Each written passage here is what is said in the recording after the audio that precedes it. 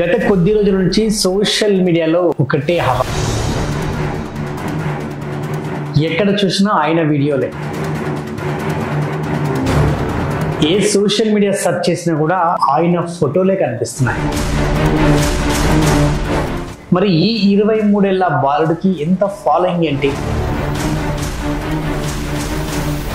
కర్ణాటక రాష్ట్రమే కాదు, ఇతర రాష్ట్రాల నుంచి కూడా ఈయన కోసం ఎందుకు వస్తున్నారు? ఎవరైనా ఫోటోలు తీసుకొస్తే ఫోటోలు చూసి కూడా జాతకాలు చెప్తున్నాడు. మరి ఇదంతా ఎలా? ఈయనకు దేవుడు వస్తాడా, లేకుంటే మాయ మంత్రాలు వచ్చా, ఏమైనా విద్యలు వచ్చా? కొన్ని వీడియోస్లలో ఆయన కొందరిని కొడుతున్నాడు. వచ్చిన భక్తులను కూడా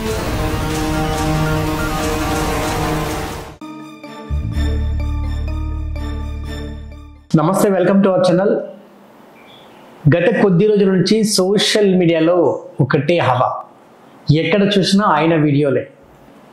ఏ సోషల్ మీడియా సెర్చ్ చేసినా కూడా ఆయన ఫోటోలే కనిపిస్తున్నాయి. అయితే మొత్తానికి మరి ఈ 23 ఏళ్ల బాలుడికి ఎంత ఫాలోయింగ్ ఏంటి?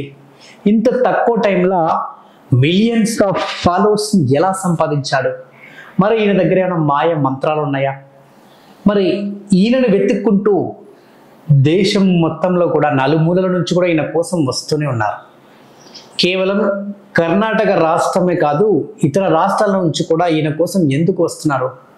సామాన్య ప్రజలే కాదు, ఎమ్మెల్యేలు, ఎంపీలు, ఎంతో మంది డబ్బున్న వాళ్ళు కూడా ఈయన దగ్గరికి వచ్చి ఆశీర్వాదాలు, పూజలు చేయించుకొని ఆయన కాళ్ళు మొక్కు వెళ్తున్నారు.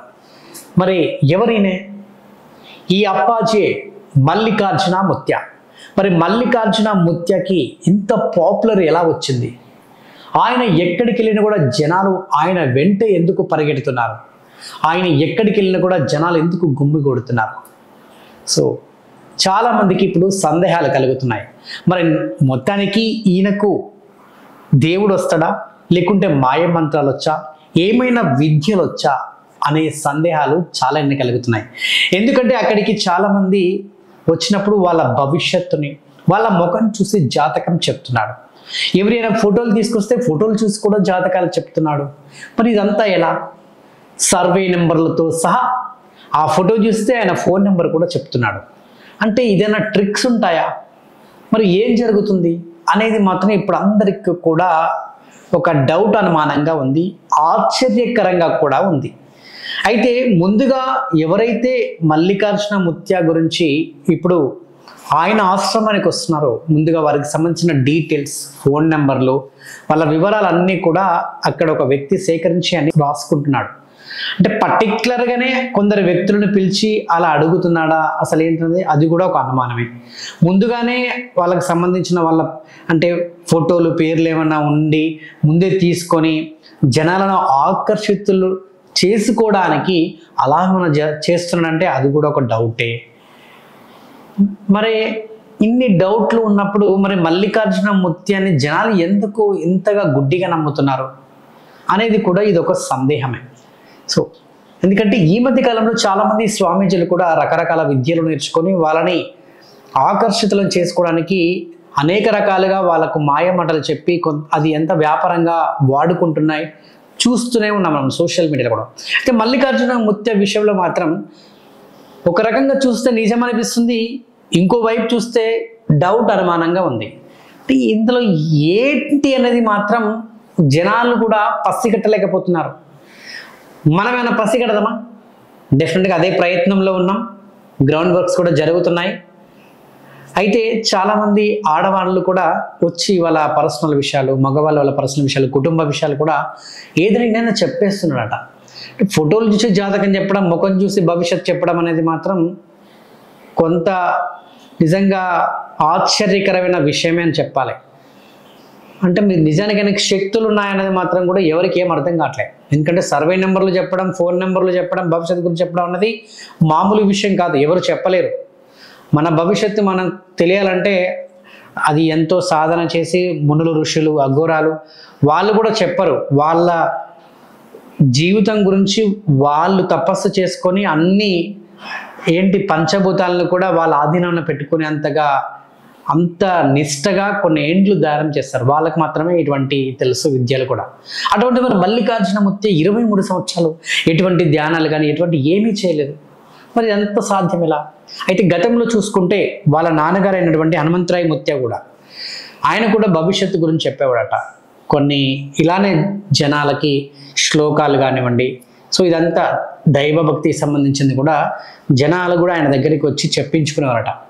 సో ఆయన కాలం చేసినాక ఇప్పుడు అంటే వీళ్ళు మొత్తానికి ముగ్గురు సంతానం, ఆయనకి ఒక కూతురు ఉంది, మల్లికార్జున ముత్య కంటే ఒక పెద్ద అబ్బాయి కూడా ఉన్నాడు, ఈయన చిన్నతను.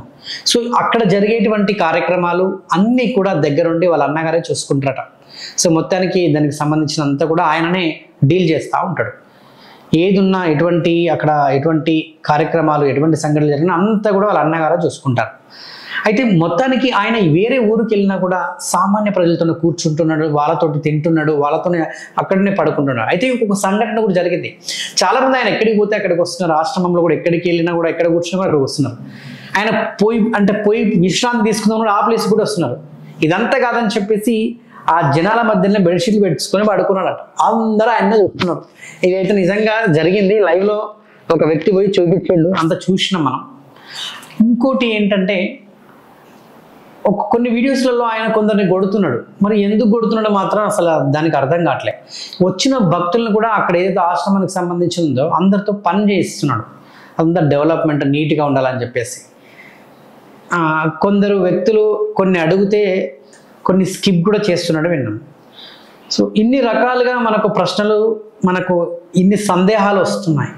సో మొత్తానికి మరి ఈయన ఏంటి, దీంతో ఏమన్నా డబ్బులు సంపాదిస్తున్నాడు అంటే అక్కడ ఎవరి దగ్గర కూడా డబ్బులు తీసుకోవట్లేదని విన్నాను. విరాళాలు అయితే ఇస్తున్నారు జనాలు, కొంతమంది పిచ్చి జనాలు ఉంటారు కదా, లక్షలు కూడా ఇచ్చేస్తారు. దాంతో అంటే వచ్చిన వాళ్ళకి ఫ్రీ భోజనం అంటే అక్కడ విరాళాలు వస్తున్నాయి కాబట్టి ఫ్రీ భోజనం అయితే పెడుతున్నాడు, అదైతే చూసినాం. మొత్తానికి మల్లికార్జునమూర్తికి తెలుగు అంతో కొంత వచ్చు, కొంత మాట్లాడడానికి ప్రయత్నిస్తున్నాడు. కొన్ని ఛానల్స్ కూడా పోయి ఆయన ఇంటర్వ్యూ చేసే ప్రయత్నం చేసింది, కానీ చాలామంది మీడియా వాళ్ళని కూడా దగ్గరికి రానివ్వట్లేదట. ఇప్పటికే చాలామంది భక్తులు వస్తున్నారు, నాకు ఇబ్బంది అవుతుందని చెప్పేసి కూడా ఆయన మీడియా వాళ్ళని సోషల్ మీడియా కొంచెం దూరం కూడా పెట్టినని చెప్పేసి విన్నాను. అక్కడికి వెళ్ళొచ్చిన వాళ్ళు చాలామందిని కొందరిని అడిగితే కొన్ని విషయాలు నాకు చెప్పారు. ఆ విషయాలు మీతో నేను పంచుకుంటున్నాను. అయితే డెఫినెట్గా మీరైతే వెళ్తే మీకు ఇంటర్వ్యూ ఇస్తాడేమో, ఒకసారి మీరంతా గ్రౌండ్ రిపోర్ట్ అంతా కూడా కనుక్కొని కొన్ని మీరు సేకరించి వెళ్ళండి, కొంత ఇన్ఫర్మేషన్ దొరుకుతుంది. డెఫినెట్గా మీరైతే పసిగట్టగలరు. నాతో కొందరు చెప్తే సార్ డెఫినెట్గా నేను వెళ్తాను, వెళ్ళే ప్రయత్నం చేస్తానని చెప్పేసి కూడా వాళ్ళతో చెప్పడం జరిగింది. అండ్ ఇంకొకటి, గత 6 నెలల నుంచి కూడా ఈయనకు పోలీస్ సెక్యూరిటీ గన్మెన్స్ కూడా ఉన్నారు. అసలు ప్రభుత్వం, కర్ణాటక ప్రభుత్వం ఈయనకు గన్మెన్స్ అంటే ఎమ్మెల్యేనా, ఎంపీనా, లేకుంటే ఇంకేదైనా ఇంపార్టెంట్ పర్సనా అంటే అది కూడా కాదు కదా. మరి ఈయనకు గన్మెన్లు ఎందుకు? గన్మెన్స్ కూడా ఆ ప్రభుత్వం ఈయనకు అంటే పెట్టిందంటే అసలు అది మామూలు విషయం కాదు. సో ఏదో జరుగుతుంది అనేది మాత్రం ఇప్పుడు అందరికీ డౌట్, అనుమానంగా ఉంది. సరే మొత్తానికి మరి మల్లికార్జునమూర్తి అసలు ఏం చేయబోతున్నాడు ఏంటి అనేది కూడా మనం త్వరలోనే తెలుసుకునే ప్రయత్నం చేద్దాం. త్వరలోనే ఆయనతో ఒక ఇంటర్వ్యూ కూడా చేయబోతున్నాం. జై హింద్.